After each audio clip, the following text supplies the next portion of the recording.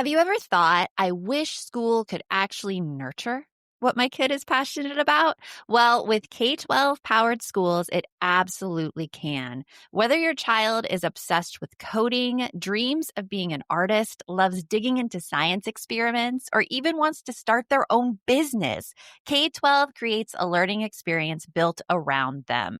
This isn't your typical online learning. K-12 is a tuition-free, accredited online public school for grades K through 12.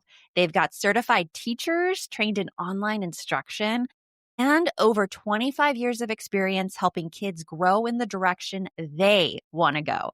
And the flexibility, absolutely life-changing. School can happen whenever there's internet, home, grandma's, or even on the road for that midweek family trip, because learning shouldn't stop when life happens. So if your kid has a spark, something that they light up talking about, give them the space to explore it. See why more than 3 million families have chosen K-12 to empower their students.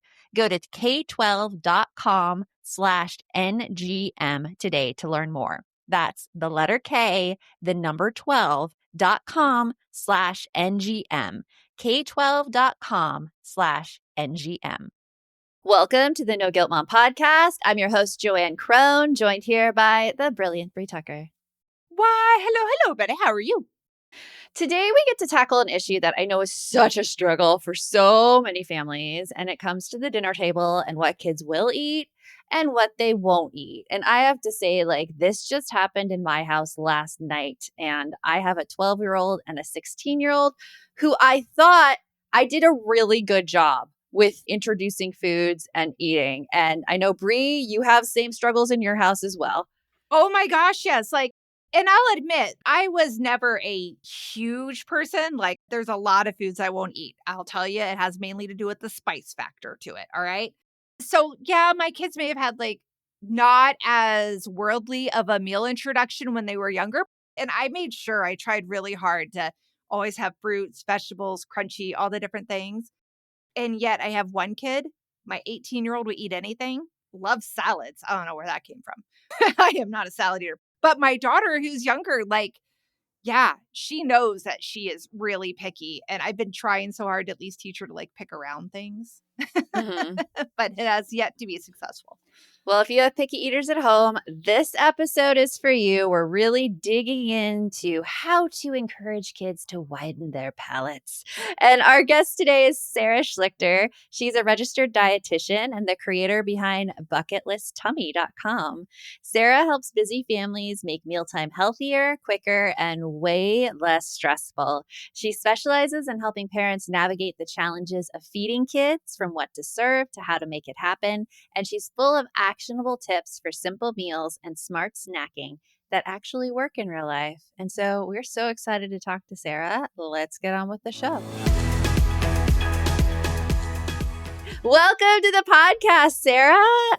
We're so happy to have you and talk all things food in this new year. Thank you so much for having me. I feel like the new year brings things a little bit more top of mind with all of the health goals or the new resolutions. So I feel like this is the perfect time to be talking about this. Yeah, absolutely. And I grew up, a 90s child, and my dinners consisted of banquet TV dinners, like the cheese enchilada meals. Oh my gosh, they were so good. I would love them today. My grandma used to make these big casserole stuff for our family because my mom, she worked as well as my dad worked, and they were not a fan of the kitchen. And so we used to do that. Very little veggies, a lot of canned vegetables. And I think that is very common for a lot of millennial parents to have experienced. Okay, I have to jump in and agree with that. My whole existence was boxed and canned foods. And my parents, don't get me wrong, they're actually good cooks. But again, like you said, end of the day, busy parents, that's all we got. So when I had kids and my mom would babysit, she'd be like, okay, I bought a can of fruit cocktail for the kids. And I'm like, do you have anything fresh? Anything at all? There wasn't one fresh fruit or veggie in that house to be found. Sarah, what was your experience growing up? I actually grew up in the 90s as well, pretty similar. Bagel bites were our thing. Oh, yes. Pizza rolls and bagel Yes. bites. Yes, yes, and, like, Eggo waffles were our staples Mhm. in the morning, which is fun because my kids still like them now, but same, I mean, I was one of 4, parents were busy, we all did different sports and things, so we got takeout, we ate out, we had a lot of packaged meals at home. My mom would cook sometimes, I mean, I remember some of her great recipes, like this minestrone soup that we liked, but I think I just grew into the mentality that, like, we eat meals together and it doesn't have to be complicated and food is food, which I feel thankful for that kind of upbringing. I agree with you. Like, food is food. And I know that our parents, they were really praised for feeding the kids. Kids are fed, check, good. And Mhm. now with parenting, I feel like there's so much pressure to like make sure they're eating right. And it's mostly among women because I have this conversation with my husband a lot. He takes over the grocery shopping and his idea is like, I just need calories in the house. We just need calories. And so he's buying like all this packaged stuff and I see how much packaged stuff my kids have. And I'm like, oh my gosh. But it's totally this mentality I feel that's out there that we as moms have to make sure our kids have a diverse palate. What have you seen in regards to this, Sarah? You're right on when you say pressure. And some of this is right self implicated pressure. And it's what we're seeing on social media. And social media can be Mhm. great for so many things like new ideas and new recipes, but it also can kind of set that standard that mom is doing this or prepping all of her snacks from scratch. Should I be doing the same thing? Like, personally, I don't want to make goldfish crackers from scratch. I'm fine buying those. I'm going to save my time and energy. And I so can't believe some wait, people do that? I think They some actually people do like that. Yeah. oh my god, my jaw is on the floor. Let me pick it back up. Okay. And then you see like there's a registered dietitian. I think she's called the mom dietitian on Instagram. And every Sunday she does her meal prep videos and she brings out like all of this stuff and all this cooking things. And it's like kind of enjoyable to watch like everything come together and everything she does looks delicious. But also it does impose this pressure on me that I'm like, "Oh, I should be doing this too. Like I should be having that for my family. And look at all these, look how easy she makes it. And yet I don't do that." That's what I was gonna say. And I don't think that she's trying to be pull one over on people. But when we put those videos on, and I'm sure, Sarah, you agree, like we time lapse them, we edit them. They Mhm. don't have to see that person spending, 45 minutes chopping everything. Right.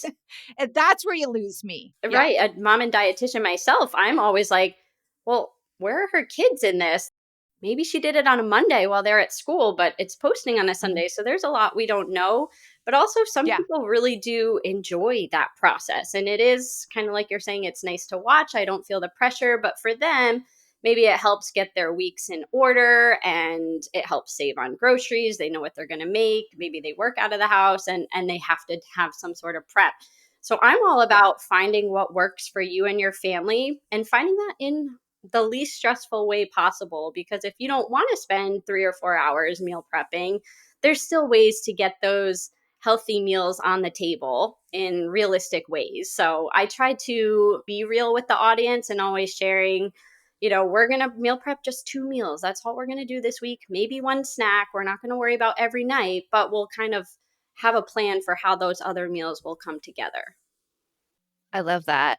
There's also, I just have to bring up this one thing about shopping. This dietitian uses this box like contraption I've never seen before, Sarah. So maybe like as a dietitian, you could tell me what this is. It's a box with a grate on it that she uses to chop onions. And all she does is cut the onion in half, put the onion on it. And then it's like, bam, it smashes it down and it's all diced for her. It's a kitchen helper in our house too.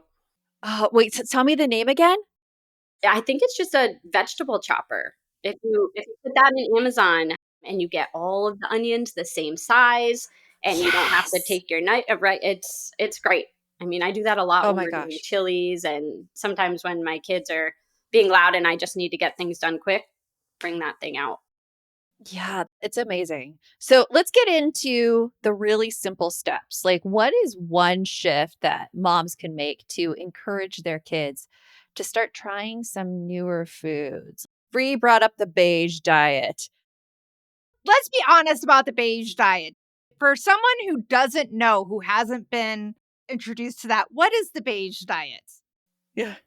Let's talk about that. Yes, yes. So I hear this a lot working with parents and, parents of picky eaters, selective eaters. They'll eat bread, they'll eat a lot of carb foods, but they're not eating the colorful fruits and vegetables, the foods that Yep. we want them to start eating, right? And maybe we're providing a little too much pressure trying to get them to eat those foods. But typically the beige foods are the safe ones. It might be the mac and cheese, it might be the bread or the peanut butter sandwich again, it might be the pasta, the chicken nuggets, right? So it's Yeah. kind of sticking to that safe diet, which is very, very normal for kids. I mean, hopefully, as they get older, we're able to introduce some strategies and some safety points to help them try new foods. But I do like to remind Yeah. parents you're not alone. This is very common. And there are, as they learn to become more autonomous with their food choices, they want to stick with the safe things. They want to say no. So part of it is part of the learning development, but then there are things we can do to broaden away from those beige foods a little bit more. Yeah, I definitely want to hear them because last night for dinner, I made this meal and I love the Trader Joe meals, which is like 5 ingredients because it's like a great thing to get recipes in and flavor. So I made this steak Asian bowl with red peppers and stuff. And I sit down with my husband at the table and my kids are coming. And I'm like, I have high faith in this. I think they might try it. This tastes not very strong in flavor. I don't think they'll have a problem with it. And he looks at me and he's like, wow, you have some really wishful thinking because unless that looked like a cheese pizza, I don't think you have a chance. And how did that go?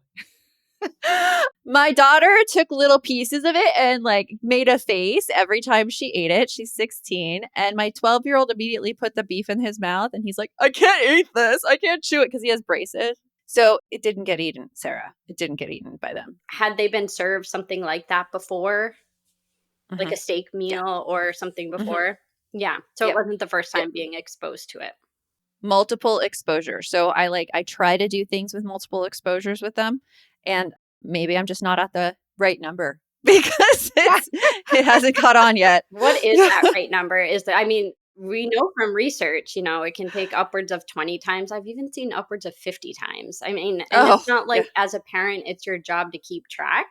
We just want to keep Yeah. offering it. And by, keep offering it, that's one thing you can do. But one thing I see with a lot of parents is just going back to that pressure word. There's this pressure because we want them to eat, right? We have good intentions. We want them to grow. We Mhm. want them to get all of their nutrition in.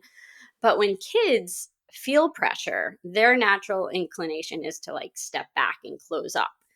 So I Mm. like to talk more about let's make the environment more inviting. Let's talk about Hmm. how we can spark some curiosity because when kids are curious, they're more likely to kind of be themselves and delve in a little bit more. Sarah, I love your ideas about inviting kids to like the table and making them curious. And we're going to get more into that right after this. Somehow it's already December. And if your calendar looks anything like mine, it is packed between getting ready for the holidays and celebrating both my birthday and my daughter's birthday this month. Let's just say the gift list is long and I feel like my to-do list is just ready to overflow into January already. That is why I've been doing a ton of shopping on Wayfair. It has everything. I picked up a new set of guest towels and I even grabbed a few last-minute gifts for family all in one place. And yes, it all shipped super fast and arrived right on time. It has been a lifesaver. Wayfair makes it easy to tackle your home goals and gift lists with endless inspiration for every space and budget. Whether you're hosting, gifting, or trying to finally get that guest room together, Wayfair helps you do it without all the stress. So get last-minute hosting essentials, gifts for all of your loved ones, and decor to celebrate the holidays for way less. Head to wayfair.com right now to shop all things home. That's WAYFAIR.com. Wayfair. Every style, every home. This episode is brought to you by Progressive Insurance. Fiscally responsible, financial geniuses, monetary magicians. These are things people say about drivers who switch their car insurance to Progressive and save hundreds. Visit Progressive.com to see if you could save. Progressive Casualty Insurance Company and Affiliates. Potential savings will vary. Not available in all states or situations.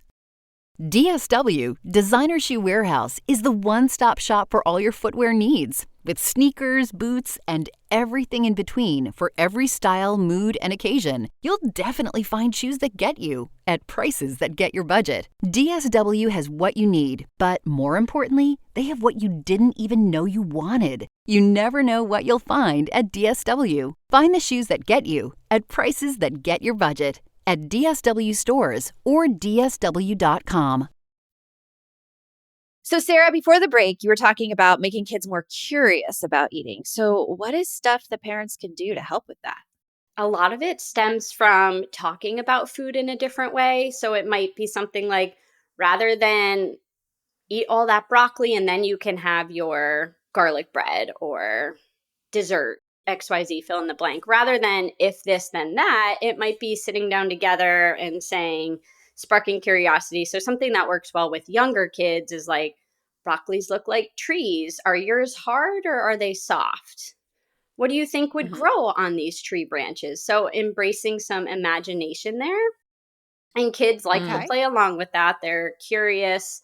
Another thing I like to do is offering that food in different ways. So, for instance, if you're trying to move away from that beige food diet and you're trying to Yeah. introduce more color, maybe you're starting with carrots. I guess kind of close to beige, but we know carrots have so many nutritional properties. We have baby carrots. We have long, big carrots that we feed to reindeer. So that might be a topic of conversation that I would bring up at the table. Did you know Santa's reindeer eat these? Or do you think you would like these hard and crunchy or softer? We have cooked carrots. We have carrots and peas blend. So introducing the food in a different way is something that can go a long way because kids don't just see it as one option. It's not as all or nothing. It's not as scary. It's empowering to see different ways that we can use it. Now I love that, and I'm gonna say carrots were the first food I got that girl to eat. That was a vegetable. And I'm going to say I believe very strongly in the power of dipping sauces. No matter what it is, my daughter went through a phase where she wanted to dip it in cheese sauce, raw carrots and cheese sauce. Ah, but whatever, got her to eat it. I don't care. But here's my problem I had growing up in the household I grew up in where everything was canned and boxed and it was still delicious. Mom and dad, I still loved your cooking. It was still very good.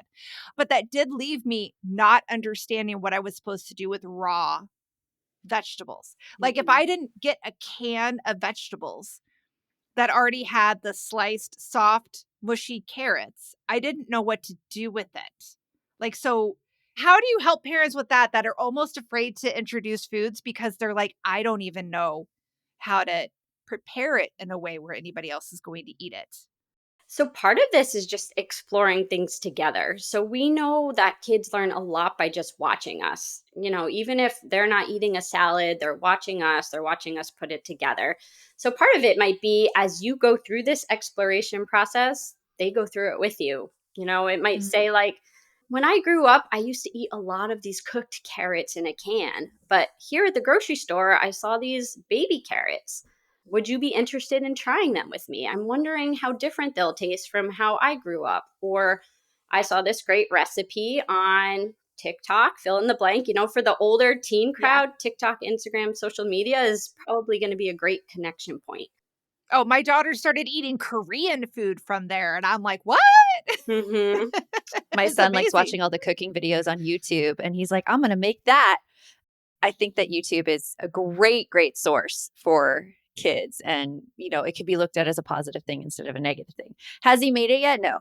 But he has lots of plans and inspiration to He do has a it. wish list ready to go, He right? does. So he's in the Yeah. beginning stages of change, right? The awareness. And we can build Yeah. on that from there. It's kind of the same with kids at the table, even if they don't try the carrots or the broccoli on the table, they see it there.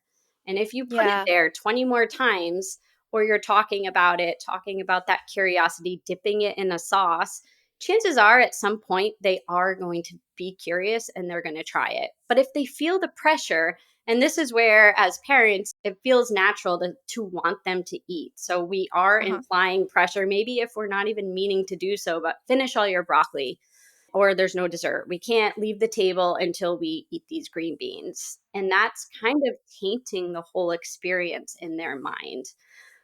I am one of those parents who does the pressure, Sarah. Yes. I do the pressure. I didn't know I was doing it until my daughter called me out on it because I know you're not supposed to put pressure on kids to eat. I know that. Can somebody tell the pediatricians to stop giving us the pressure then? Because, like, that's the big one. All right, I'm off my soapbox. Keep going, Joanne. So I know I'm not supposed to be applying the pressure, Sarah, but like I work hard at making dinner. I make sure that dinner is healthy, that there's a lot of vegetables. Like basically, I'm influenced by all the people who make their kids healthy food and like their kids just eat it because they put all the work into it. They made it healthy, and those are all the things going on in my brain. And I think I Mhm. can recognize those. I was sad when my kids wouldn't eat the food. And my daughter would see that on my face. And she's just told me point blank as a 16-year-old, Mom, I don't want to be eating just to make you happy, Mom. And I'm like, okay, I need to bring myself back from this a little bit and tie less of my identity and my worth as a mom to if my kids eat the food I create.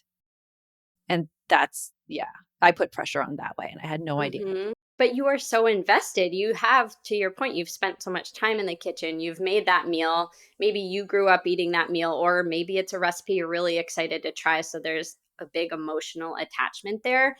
So it can be hard to let go of that at the table. And I try to Mhm. remind families like the table, it's more than just the food there. The food brings us to the table, but within that whole experience, right, we have family bonding moments, we have conversation, we have nostalgia, we have laughs, we have sad moments, and plus all of the benefits of family meals that extend to, better cognitive outcomes, better school outcomes, reduced Mhm. risky behaviors, and more. So I like to remind parents, even if they don't eat the food, there's still a lot of benefits of just sitting down together. And then we can go into the exposure and the tips and the hacks. But you're doing a great job. You made a meal, you're sitting down together, and yeah, try not to get down on yourself about that. Yeah, I think that's a really important message for everyone to hear because a lot of moms, and I know me myself, like you get to the point with your kids where you offer them, offer them, offer them, offer them, and you get like rejected so many times that as a parent, it feels even just easier to just stop requiring it. And if like you're out there right now, like totally, I see you with that because it's just hard. And so, like, Sarah, what could we do to kind of like, shift the conversation? You said one thing, make them curious, especially if we don't have this experience in healthy eating ourselves. If we were raised on processed food, and how do we change that for our kids? Hmm. Yeah, so I think with parents, it does start with us. So there is something called the division of responsibility. And this whole framework basically says that as a parent, you're in charge for picking out what is served. So you decide what is served. You also decide when it is served, but it is up to the child to decide if they eat it and how much. So Mm. again, by just serving the meal, you've done your job. So when we talk about trying to release pressure from ourselves, that's part of it. This whole division of responsibility. And this is really important because it teaches kids how to become competent eaters. We want them to learn to become in tune with their hunger and fullness. We want them to learn different cues, whether it's, oh, that tasted good, I want to eat more, or I'm full and I don't want to be forced to finish my plate. So that is important in and of itself. Division of responsibility, making sure that like your only responsibility is to serve the meal and it's their responsibility, not yours, if they choose to eat it or not. I love that, Sarah, and I can't wait to hear your next step right after this. The holidays are supposed to be joyful, but let's be honest, between travel, gifts, hosting family, and all the last minute school events, it gets real chaotic. And somewhere in all that chaos, my budget used to completely disappear. But not this year because I've got Monarch. Monarch is this amazing all-in-one personal finance tool. It was named the best budgeting app of 2025 by the Wall Street Journal. And once I started using it, I immediately saw how fast my holiday spending was adding up. I had no idea how close I was to blowing my budget already. Monarch connects everything: spending, savings, investments, even your home value in one clean, easy interface. So no spreadsheets, just real control. And right now, Monarch is offering 50% off your first year just for No Guilt Mom listeners. Don't let financial opportunity slip through the cracks. Use code NOGUILT at monarch.com in your browser for half off your first year. That's 50% off your first year at monarch.com with code NOGUILT. Hey, want to make this holiday season truly magical and fun for your kids? Grown Up Holiday Volume 2 from Platoon is the perfect soundtrack for all those special family moments, and it's available now. This 4-track EP features all your favorite artists: Sammy Arriaga, Tyler James Bellinger, Jaden Michaels, and Heather Russell. So you're in for a treat as they bring to life songs that capture the excitement and wonder kids feel this time of year. But it's more than just fun tunes. These songs are made for the moments that really matter: hanging lights, wrapping presents, decorating the tree, or sharing a little festive groove in the living room. You can stream Growin' Up Holiday Volume 2 right now on any of your favorite music apps. So round up the family, turn up the volume, and let the music bring everyone together this holiday season.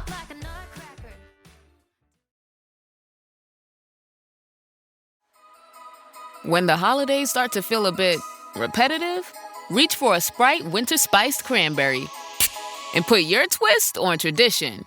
A bold cranberry and winter spice flavor fusion, Sprite Winter Spiced Cranberry is a refreshing way to shake things up this sipping season. And only for a limited time. Sprite, obey your thirst.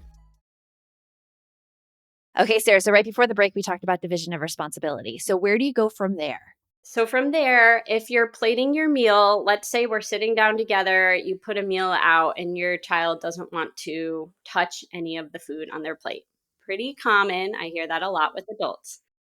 I was going to ask that question. So, yeah, what do we do when we made the meal? We know they're not going to eat it because we know it's not part of their beige diet. I'm calling it that instead of saying safe foods because it's not Yes.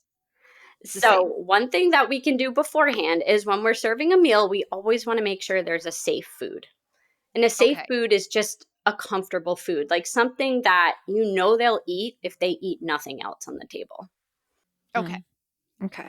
So this is kind of like our Hail Mary. Maybe we want them to try something new, but if they don't, there's something on the table that they can fall back on. Like maybe it's corn on the cob, or maybe it's toast with butter, maybe it's a fruit salad. So the reason we want to build off this safe food is that when they see something safe, it becomes a little easier for them to branch out. If you're serving, for example, green beans with corn on the cob and they really love corn on the cob, they're already somewhat invested in the meal. Whereas they're seeing green beans for the first time, and that's really intimidating. And mom knows I don't like that. And it's all new foods together. So when we back up a little bit and before we're even serving our meal, making sure that there's a safe food on the table is really important. I'm like thinking to my kids, and I know they love these frozen garlic breads. And I'm like, I just need to pop a frozen garlic bread in the oven every meal, have that on the table, and then they will come and eat at least the garlic bread. I would be curious though, if you tried that, what would happen? Like eating the garlic bread, would it then lead them to try something else on the table with the garlic bread? Or sometimes with parents, it's like, well, maybe I'll put some shredded zucchini on the garlic bread. They already like the garlic bread. So maybe we can slowly build on that first step of that safe food and go from there. Okay. I have never heard of putting shredded zucchini on garlic bread. Is that like a thing? I don't know if that's a thing. I was just Oh, using okay. that as an Cool. example to like slowly, Mhm. once they have their safe food, we can slowly try to build on it and add some fruits and veggies in there or new I food. thought we may have unlocked some Mm. like parent golden hack that I didn't know of. Like, I know there's so many ways you can quote unquote sneak veggies into food. Sometimes what I'll do, like when we're making like a bowl type meal, and my husband and I are wanting more veggies because, well, let's be honest, we're old. We know we need more veggies high in fiber. And you know what high in fiber does? So, anyway, we'll make like bowls with all the ingredients separate on the table and they get to make their own bowl. So, if they eat nothing other than rice and chicken, okay. but the rest was there. At the same time, though, like Joanne was saying, I feel like they're supposed to be exposed to foods a certain amount of time. And like, I have a 17 and 18-year-old. They have been exposed to vegetables, all the vegetables more than 20 times, and yet they still refuse to even try them. Is that still like a just, okay, that's all on you? Who cares what the pediatrician tells me at their next well check? My husband didn't eat broccoli until he met me. I still don't So, eat broccoli, I mean- though. Can't handle that texture. Oh, Yeah, I think there are varying levels of pickiness or just preferences. And sometimes they've seen the broccoli on the table 47 times and they still have no inclination to try it. yeah. And that's okay. I mean, you've done your job. You have decided what is served and you've put it out. Now, in terms of, I wanted to go back to what you said, Brie, about the family meals, just putting it all out together. We call serving meals family style. That's one of the best things you can do. They have a little bit more autonomy in putting things on their plate. Like maybe you have the big bowl of chicken, the big bowl of rice, or maybe you have the taco, the tortillas, and then the fillings and the salsa and the guacamole, but they get to determine what they're putting on their plate. So just giving them that agency can go a long way. It's somewhat sparking curiosity, like they're telling the story. Yeah. Right? Their plate isn't made yet. The story's not told. So they get a little bit more agency and activity in that experience. And maybe, they watch mom make her plate. Oh, mom put a little bit of sour cream on her tacos. Let's see what dad does. Dad went for extra cheese. So they're taking all of this in. And then when they have a chance to make their plate, it could be different versus what you put on the plate for them. Yeah. Well, I love what you said, Sarah, about, sparking curiosity, having that division of responsibility and releasing that pressure, letting kids do it family style, having that safe food. Is there like a question that we haven't asked you about healthy eating that would be really great for our audience to know about? I mean, I don't know if it's a question, but a lot of people just worry, are my children going to get their nutrition? And I like Yes. to remind parents, like, right, we're worried. Like, my kid doesn't eat vegetables. Is he going to be deficient? Yeah. Mhm. Small opportunities add up. So maybe they love the applesauce pouches. They're getting great vitamin C there. Or maybe they love the fruit pouches or the yogurt pouches. Reminding ourselves that small instances throughout the day add up, and one meal is never going to make or break a child's diet. So sometimes that kind of helps parents release some of the pressure too. And I think a lot of younger kids, and this might be with teenagers too, the school schedule is varying. They may tend to front load earlier in the day and eat less at dinner. And I always tell parents, capitalize on the biggest meal. So if they're eating more at breakfast, maybe that's the chance to introduce something new with that safe food, or make a fun muffin that has some vegetables in it, knowing that they're naturally hungrier then and they may be more apt to eat it. I have to ask, you just said like maybe there is like a favorite food. What is a favorite snack that you have created that your kids eat, or any kind of food, not necessarily a snack, that I don't want to call it sneaky, but it's like your favorite thing that you made that your kids will eat and that it is surprisingly healthy? Is there anything you have like that in your repertoire? So we do a ton of muffins for that reason, because Okay. it's so easy to sneak in sweet potatoes. That is my magic ingredient. They're naturally sweet, so kids Okay. actually tend to prefer their taste. So put them in Mm. muffins or breads, or we do like a ground chicken meatball recipe and adding some sweet potatoes to that. Oh, That sounds delicious. I want that, Sarah. I want that. savory. Yes, I also posted a hidden veggie recipe yesterday, and this is like a whole other topic. I try not to hide the veggies because I do want kids Right. to know what they're eating, right? I'm not trying to be sneaky, but for parents that say, "Well, my kids are never going to eat these foods." There was zucchini, there was beans, there was spinach in these chocolate veggie muffins, and they taste very chocolatey. We also have chocolate chips and maple syrup and almond butter. So it is a very nutrient dense option. But in situations like that, I mean, parents can definitely rely on healthier baked goods or healthier snack options to sneak some things into too. Yeah. I like that. I love baking, and I'm always looking for recipes that aren't laden with sugar because there's only so much sugar I can There you take. go. Muffins. So I'm going to look that up, Sarah. Yeah. Sarah, we like to end every podcast episode this way. What is something in your life that you're looking forward to? Well, as we're recording heading into the holiday season, I'm really looking forward to reinforcing and making some new holiday traditions with my little ones. They're 7, 5, and 3. So everything is still really exciting over here. So, drinking hot cocoa while we look at the lit up houses around the neighborhood or unwrapping a new book to read on Christmas Eve. I'm really looking forward to all of that and soaking it in because I am always reminded of how quickly it passes. It does go quickly. However, there are really good benefits on the other side too. So I don't want to tell you that you won't have any magic later on in life because there's always opportunities for that. And a lot of great stuff is having teens and older kids. Yeah, I do miss being able to keep my kids that well entertained. Like we have an advent calendar in our house, and I know that this is January, but we have an advent calendar in our house and it has little activities in it. It was so much easier to do when they were little because, like you said, candy canes and Christmas lights, they were down for that. Now my daughter's like, are there any gifts? And I'm like, what gift is going to fit in like a little paper slot? No. So, but Joanne's right. We can go away for a weekend and go do something totally different. And it's fun. It's fun. Yeah, it changes. And change could be a really good thing. I want to keep optimism about this. Yeah, I I'm like to hear that excited. message. 'Cause so often you hear enjoy every second of it, but I love hearing change is good and there's so many great benefits on the other side too. It is. We go in cycles in life. And the more that we could realize that we go in cycles, I think the easier it could be. Yeah. So, Sarah, thank you so much for joining us today and giving us all of these healthy eating tips, which I am definitely going to be putting into place in my house. And for everyone out there in podcast land, remember the best mom is a happy mom. Take care of you. We'll talk with you later. Thanks for stopping by. If you'd like to support the show further, you can share episodes with your loved ones, leave a positive review, or follow us on social media at No Guilt Mom. You could also show your love by visiting our amazing podcast sponsors. We have a link in the show notes. Hey, Ryan Reynolds here for Mint Mobile. One of the perks about having 4 kids that you know about is actually getting a direct line to the big man up north.